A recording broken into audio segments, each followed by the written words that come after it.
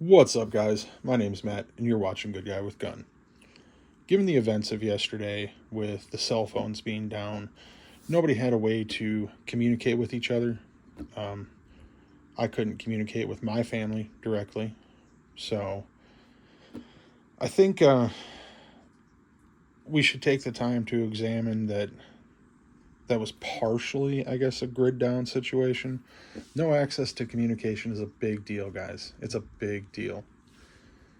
If you're out on the road, you got to drive, car breaks down, God forbid you get in a car accident, you need to have some way to get in touch with people. So I suggested to my friends and family on my Facebook page that they go take out some cash from the bank just to have on hand, because who knows if credit card machines were going to go down.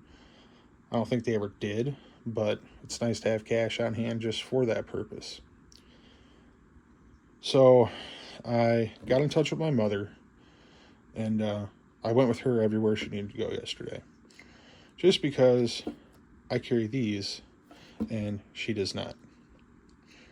I think the importance of knowing when and how to stay armed in a situation like that is very vital. So, with that being said, I just kind of wanted to go over some holster options today and, maybe rehash some things, maybe some carry methods that people forgot about. Maybe you've seen all these before. I don't know. But I thought we'd just go over them real quick. So, the one holster that you guys have seen before was this for the Glock 43.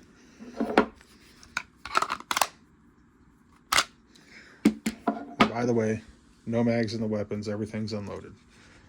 That's just a regular taco style Kydex holster. Next one I want to talk about is one that I do not use very often anymore. Just for the sheer fact that it has no retention on it. It's just a simple belt slide leather holster for the Glock 43.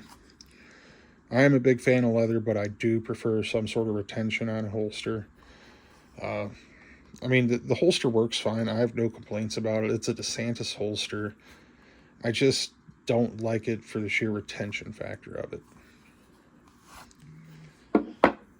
This next holster actually has a pretty cool story. This is a Sticky Brand holster. I don't know if you guys are familiar with this company or not, but they make fantastic holsters. The interesting fact about this one, my father carried a Smith & Wesson M&P 9 Shield. He was killed in 2019 in a motorcycle accident. It was a very violent accident. There were some things that, they just didn't go well, obviously. When the police found him on the side of the road, they obviously took his gun from him. My father used to carry this and his shield inside the waistband, about the 3 o'clock position. And through all that horrificness with a motorcycle accident and everything, this holster stayed in his waistband with his weapon retained inside of it through the whole accident. Now, I'm not going to pull that gun out. It's in my safe. I don't feel like getting it. But I don't really like carrying inside the waistband with this. However, this is a great pocket holster for the Glock 43. I've used it multiple times for this. It fits the plan. One thing that you do have to remember if you are going to carry in the pocket, make sure that this is the only thing in your pocket. No change, no pocket knife, nothing. This is the only thing that goes in that pocket. No car keys. Reiterate, nothing. This is your pocket that day. Now, it just works because right there, it grabs onto the inside of your pocket, and you can pull your weapon out. It does not print very much. It's relatively slim, so not a lot of people are going to notice it unless they know what they're looking for. Next is my Galco ankle glove, and you'll see there's a pattern with Galco here. I really enjoy their products. If I'm going somewhere or if I'm going to be sitting down a lot, maybe a restaurant, long car ride, something like that, I'll put this on. And this is also made for the 43. This has really good retention. It also has the thumb snap on it. And it goes around the ankle very well. It holds in place. It's lined. Oh, I'm sorry. That's a DeSantis holster. My apologies. It's sheep's wool lined. Very comfortable around the ankle. Very breathable as well. Like I said, it stays in place really well. And the thumb snap is really good on it. Super solid. So, if it's sitting on the ankle like this, you just unsnap, pull. A little tougher on camera, but it works great when it's on the ankle. I do find myself using this more than the sticky holster, but it's another option. You want a good ankle holster if you're going to ankle carry. Don't get the cheap $20 Uncle Mike's holster, because those do nothing but flop around on your ankle. This holds everything very securely. Next holster. This one is a Galco. I know that. It is for my Glock 19, and it accommodates my Streamlight TLR H1. This is a belt ride, typically worn at the 3 o'clock strong side. This is fantastic. Again, unloaded. I love this light too. It works great. And then hard on, it's fantastic. But slides in. This thumb brake's a little tighter, but it's in there. Very sleek, very form-fitting. Plus, I think it's a good-looking holster. At that, the only con about this one to me is the width of it. It tends to get in the way of getting into your pockets for anything, your pocket knife, maybe your wallet, stuff like that. But if need be, this is always a good way. I've carried this when I've done off-site security jobs. It was always nice to have that weapons light on there, plus another dedicated light in my back pocket. It works great. I believe that sometimes light can be your best self-defense weapon when it comes down to it. If you have light, it can deter a lot of people from doing a lot of stuff. They don't want to be seen. So this is one of my other good go-tos. Next one, and this is probably the most preferred method for me of carrying a gun this size, is going to be a shoulder holster. Now, this one is a Galco. It's their Miami Classic style holster. So I'm right-handed. The weapon is going to be on my left side. My extra mags are going to be on my right side. The extra mags carry in a down position, so they're easy to pull, and I have them oriented in such a way that when I pull it out, my finger's indexed and I'm able to go right into the magwell of the gun. This one, unfortunately, does not accommodate the Streamlight TLR1. I've been looking for a shoulder holster that does, just because I don't like taking the light on and off and on and off. Galco does not make an attachment for it that accommodates that light that I'm aware of, that I've even seen. I don't know if any other holster companies do out there. Maybe some custom stuff. I live in southern Kentucky. I hear there's a lot of good holster makers out in the Amish areas. A lot of good custom leather work. I've seen some of their stuff. Looks pretty solid. They don't charge an arm and a leg, but it's just the fact of taking the 45-minute car ride out there, and then most of the time they want you to leave your weapon there so they can form fit the holster. I'm not going to do that.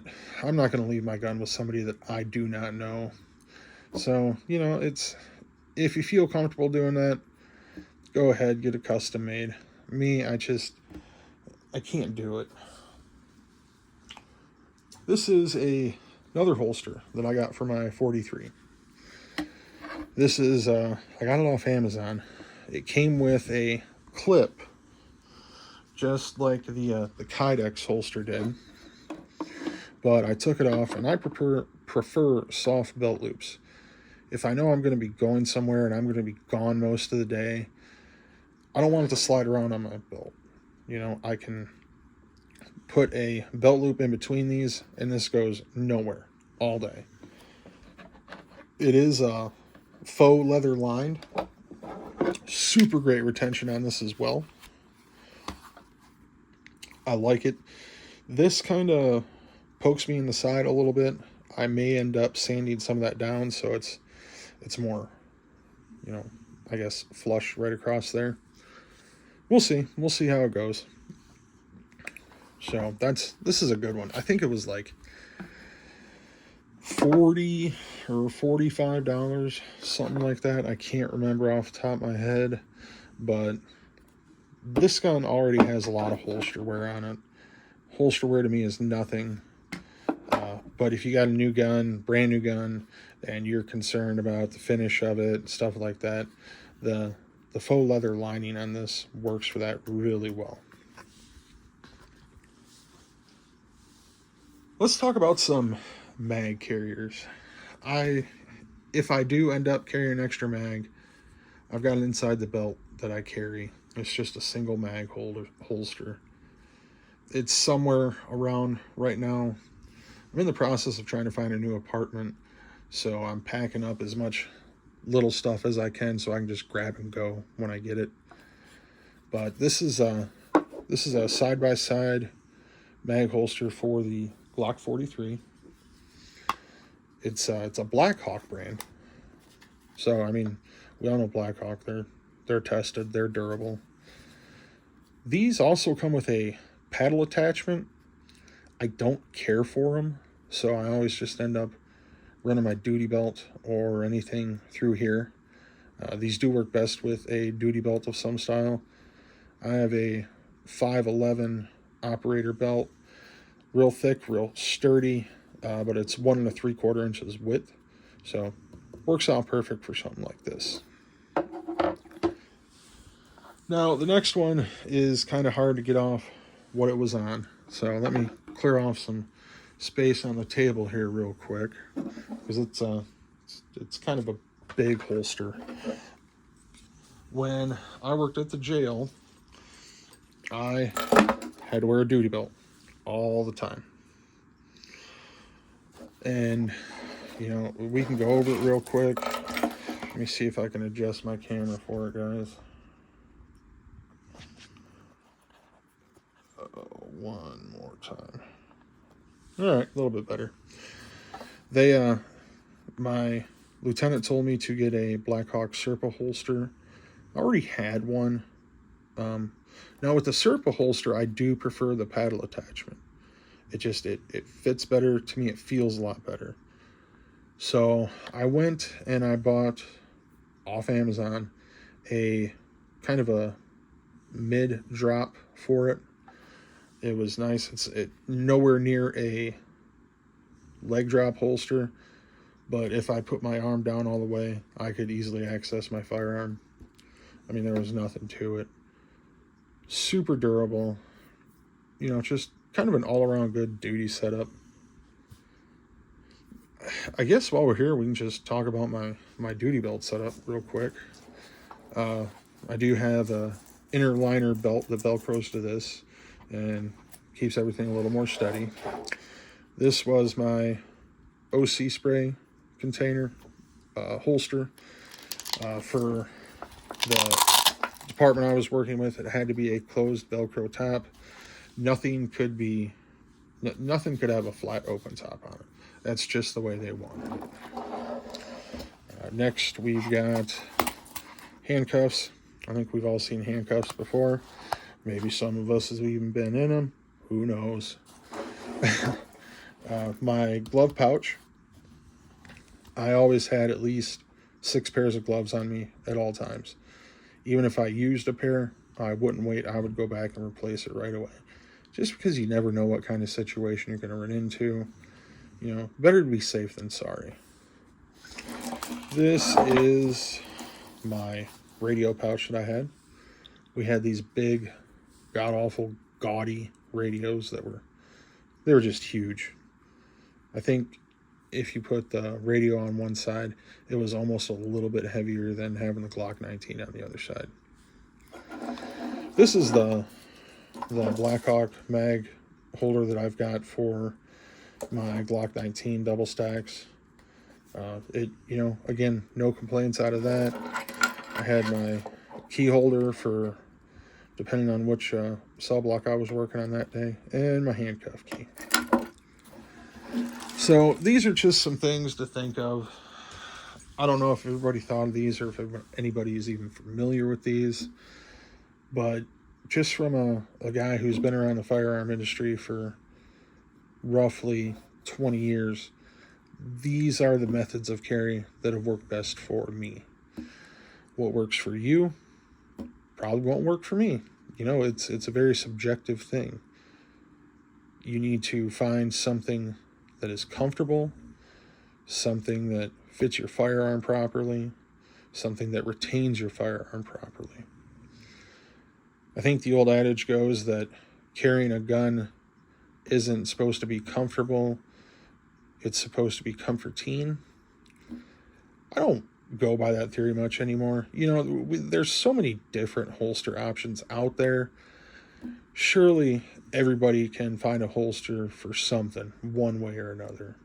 You know, it's just that the options are unlimited, especially when you go to that custom market. You know, those are just, you could spend hundreds of dollars on custom holsters, custom kydex, custom leather, all that kind of stuff. It gets pricey, but for a standard market, you can pretty much find anything you need. So if you have any questions, guys, just drop a comment, anything like that. Like, subscribe. I'd greatly appreciate it. And I hope you guys have a great day.